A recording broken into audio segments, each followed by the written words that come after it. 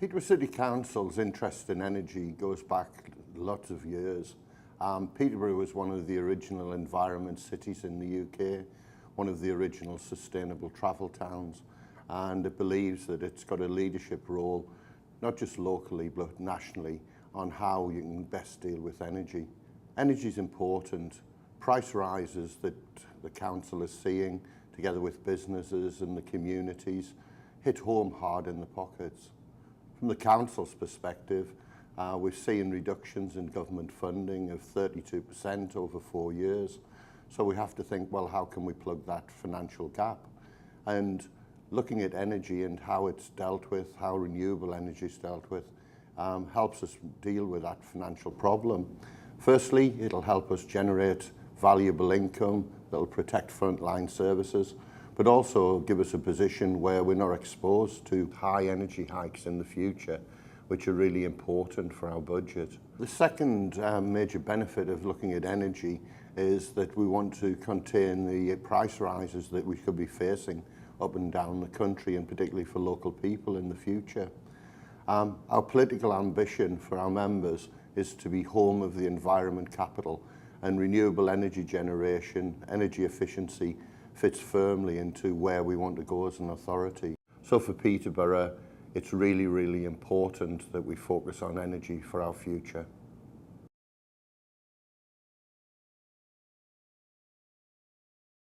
Blue Sky Peterborough is the name of the energy services company that the council set up. We set it up in 2011 because we realised if we wanted to be able to sell energy, we needed an energy services company. So it's wholly owned by the council, and where it's going now is delivering a lot of the council's priorities. So programmes to build out energy and also dealing with energy efficiency. So some of the things we're doing are putting PVs on roofs. So for example, we've put some on the town hall, we've put some on our leisure centres, and we've also put some on a lot of our schools. Now the benefits to schools are they can save money on their energy bill, which means they've got more money available to educate children. So really, really important. We're also looking at some fairly large build out of what's called ground-mounted PV schemes, and also wind across 3 of our sites in Peterborough. And that will generate, if it gets planning and necessary funding, energy and also money that will help support our budgets. But we're also focusing on areas such as energy efficiency. We've been working with the Green Investment Bank to set up the first energy performance contract in the country. What will happen is that Peterborough's schools, all its buildings, will have the benefit of a major private sector company to come in and work with us and save money, and that money will save for those investments.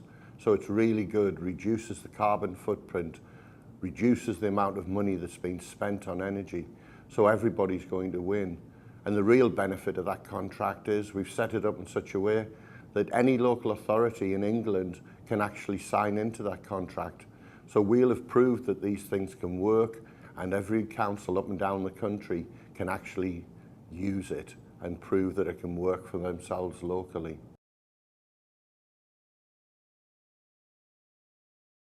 There are 3 critical reasons to build out generating assets for a local authority. The first and possibly most important is to control the price of energy that you're going to be charged in the future. In January 2013, energy price increase forecasts are anywhere between 5 and 10% a year. Now, obviously year on year, that's a huge impact. Generating assets, you normally inflate at RPI, so much, much less.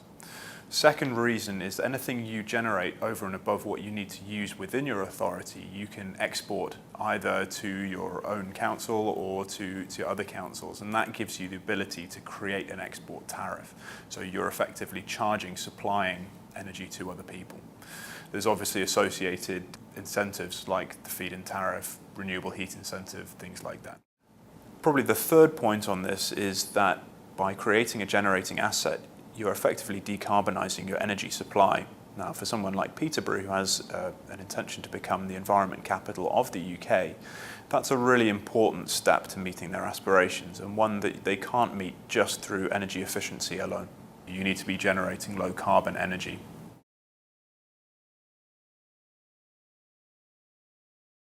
An energy performance contract is an agreement between a client, a contractor, and usually a funder to perform energy reduction projects in a way that shifts risk away from the client.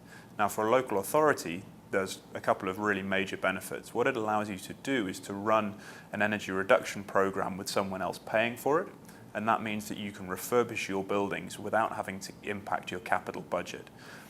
The savings created by new lights, new boilers, measures like that will actually pay off that capital expenditure over a term of contract. But for councils who have a very constrained capital budget at the moment, that's an incredibly powerful tool. But there's a couple of ways that you need to structure the product to make it work.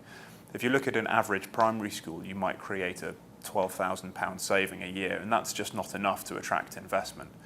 The power that a local authority or local council has is to aggregate, to create the sort of scale that will attract funding. If you're looking at £1 million worth of investment, then a funder will come to the table to provide that sort of money. The risk transfer I spoke about mainly hinges on the contractor's performance guarantee. Now, this is absolutely critical because essentially when they come to your sites and say, this is what we think we would do, they're guaranteeing that level of saving. Put simply, if they don't achieve it, they pay you, the council, some of your money back.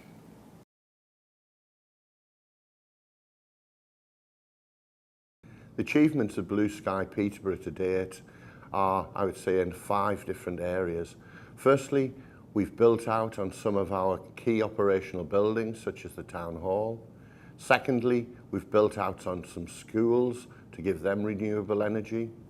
Thirdly, we've put together the major planks of a plan to build out ground-mounted and wind that will generate money and energy for the city. Next, we've put in place an energy performance contract, and the successful contractor will be there in May this year. And I think finally, although it's rather strange to look at this from renewable energy, we've just signed the contract to build an energy from waste facility with Viridor, which will produce valuable energy as well.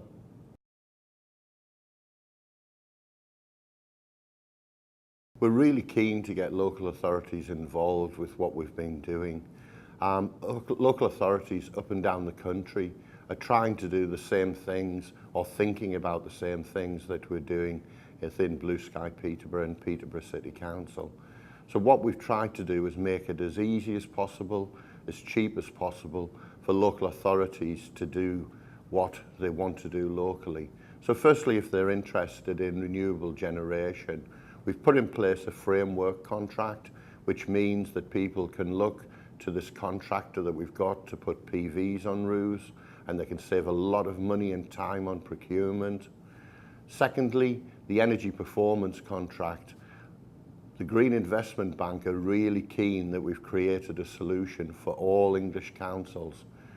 Nobody has really cracked how do you deliver that, and what we'll have done is put that contract in place, which means it's a lot easier for people to actually save energy and get to that solution quicker. The third area, although not directly related to the Blue Sky Peterborough, we've put in a contract that means councils can look at joining us for switching their energy. It's called collective switching.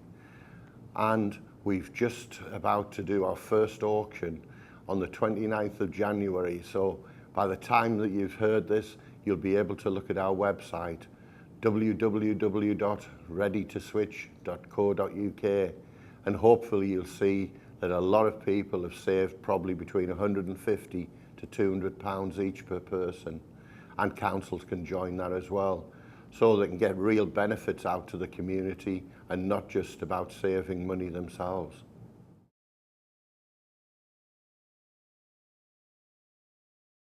I think the lessons that we've learned at Peterborough City Council are really important for other people and other councils to think about. I think the first thing we would say is, if this project's to work, make sure you get the right people in the right room at the right time to make the right decision. So you need your finance director on board, your director of property, you need probably your environment director, but make sure that they're all signed up to this journey. I think also very, very important is your politicians need to understand this. And it's not just about saving the environment, not just about being good and being green. This hits the bottom line of the council's budget. So if you can save money, generate income, you're saving services. Every council wants to do that. I think the third thing I would say that I've learned is very, very important, and that's get good quality advice. You know, don't just go for the cheapest. Make sure the people that you bring in are the people who know what they're doing. Our experience was that for the technical advice, we brought in Davis Langdon, an AECOM company. For the legal advice, we brought in Pinsent Mason. And for the financial advice, we brought in Deloitte. And the same as your internal workings, make sure all three sit in the same room at the same time, because once you get the legal, the technical, the financial all working together, you have a commercialised product, and that's what will deliver the business benefits for your council. So learn from working together. Don't just do it yourself just because you think you can.